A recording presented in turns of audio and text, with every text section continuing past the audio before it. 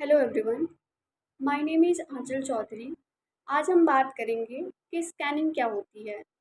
Scanning क्या होती है, उसके क्या ऑब्जेक्टिव हैं, स्कैनिंग के प्रकार क्या होते हैं, स्कैनिंग से हमें क्या लाभ प्राप्त होते हैं और किसी भी colour document, even black and white document को स्कैन करते समय डीपीआई क्या होती है, डीपीआई का प्रयोग कहाँ पे किया जाता है और स्कैनिंग से हमें लाभ क्या होते हैं, उसको हम एडिट कैसे कर सकते हैं और दूसरों के साथ स्कैन डॉक्यूमेंट को साझा कैसे करते हैं। तो चलिए बात करते हैं कि स्कैनिंग क्या होती है। स्कैनिंग जो होता है वो स्कैन शब्द से बना होता है। स्कैन शब्द से बना होता है जिसका अर्थ होता है कि किसी भी चीज़ की या किसी भी विषय वस्तु की बहुत ही गहराई से जांच पड़ताल करना।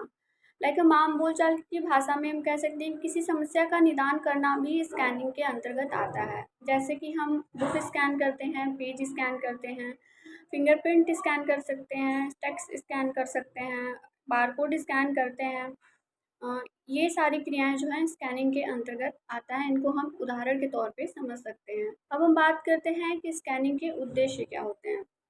स्कैनिंग के उद्देश्य होते हैं कि लोगों की राय जानने के लिए स्कैनिंग उपयोग किया जाता है और पढ़ने वाले विषय की पहचान करने के लिए और महत्वपूर्ण विषयों के बारे में या महत्वपूर्ण चीज़ों के बारे में जानकारी प्राप्त करने के लिए भी स्कैनिंग प्रयोग किया जाता है। एक एग्जाम्पल के तौर पे हम समझते हैं कि किसी भी विद्यालय में बच्चों को कोई वर्क दिया गया, उनसे बोला गया कि इस पे लोगों का फीडबैक लेने के लिए।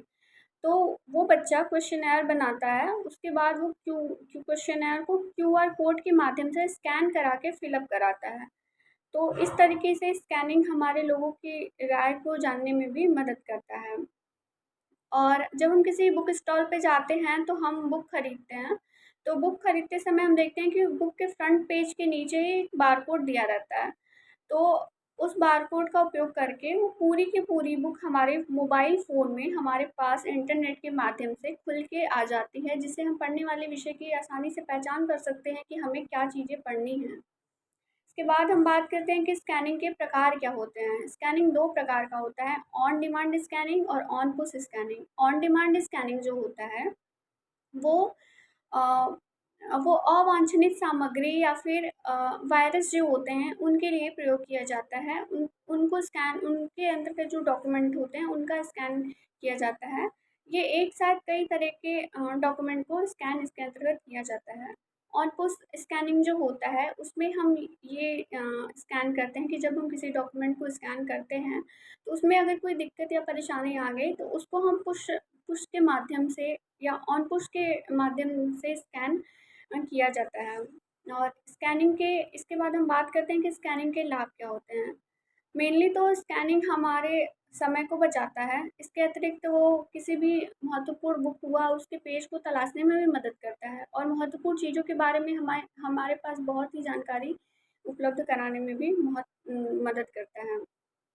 अब हम बात करते हैं कि स्कैन करते समय हम कौन-कौन से टूल्स या टेक्निक का उपयोग करते हैं। सबसे पहला है नेक्सपोज होता है। नेक्सपोज ये एक नेटवर्क आधारित टूल माना जाता है।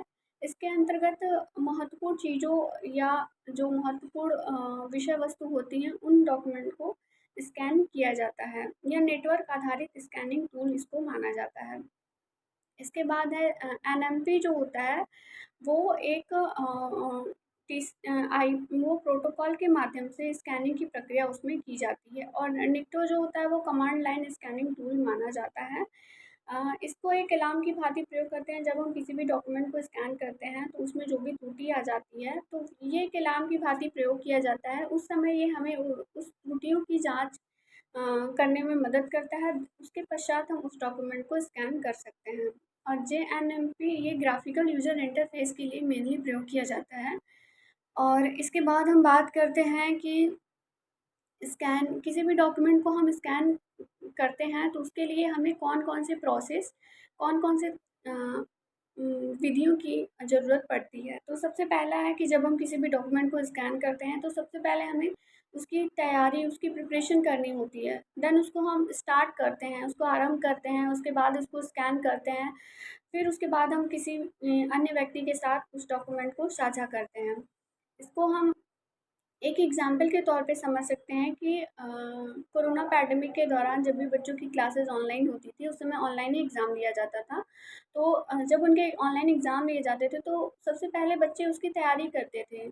जब ऑनलाइन एग्ज़ाम स्टार्ट होता था, तो वो कॉपियाँ लिखना स्टार्ट करते थे। फिर जो पेजेज़ होते थे, उनको वो स्कैन करते थे, मोबाइल फ़ोन की मदद से उसकी फ़ोटो लेते थे।